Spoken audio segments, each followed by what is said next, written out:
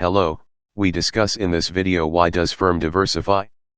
In the literature, diversification strategy was firstly mentioned by Ansoff in 1957, as the ultimate diversification option in his product market development matrix.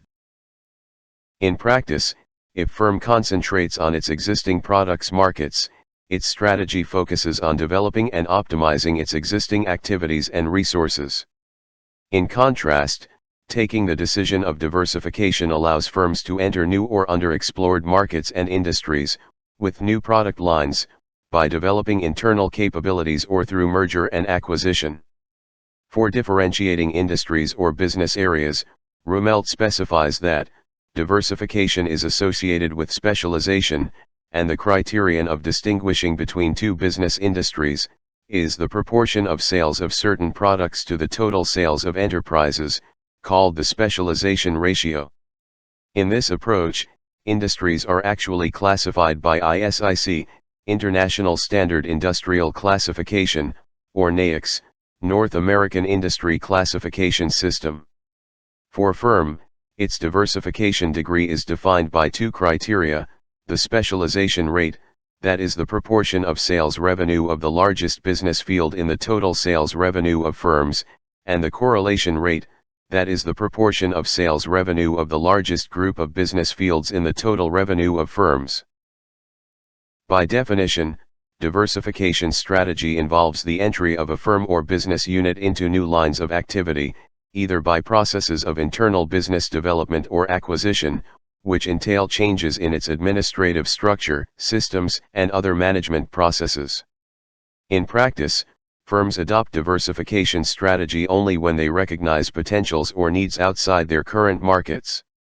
This leads to changes in firm structure, governance system, and to develop a new management process.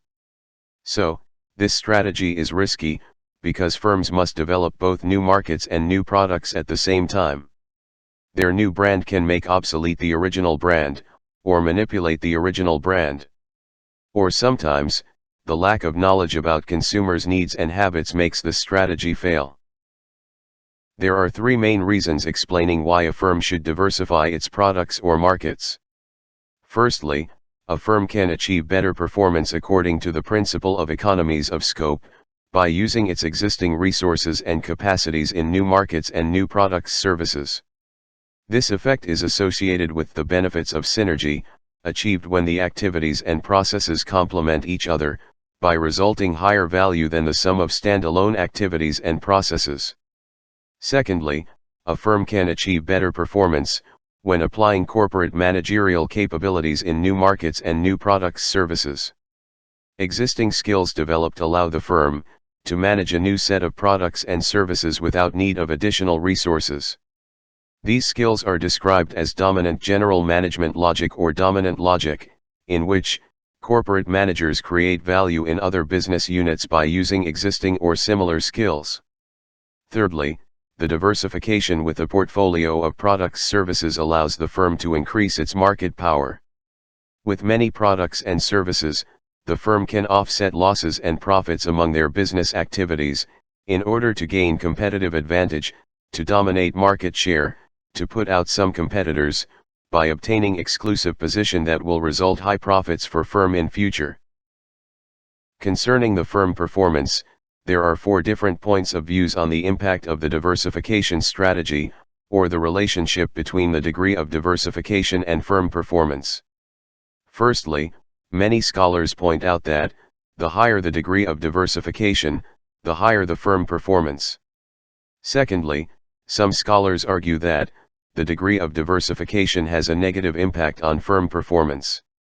Thirdly, some studies show that, the degree of diversification has a non-significant impact on firm performance. And fourthly, some scholars find that, the degree of diversification and firm performance has an inverse U-shaped relationship. Concerning core competency, in general, scholars agree that, core competence of the firm, especially managerial one, is the primary support ensuring the success of diversification strategy. For conclusion, the diversification decision depends on the preferences of managers and the firm. This video finishes here. Thanks for your views and subscription to our channel. And see you in the next video.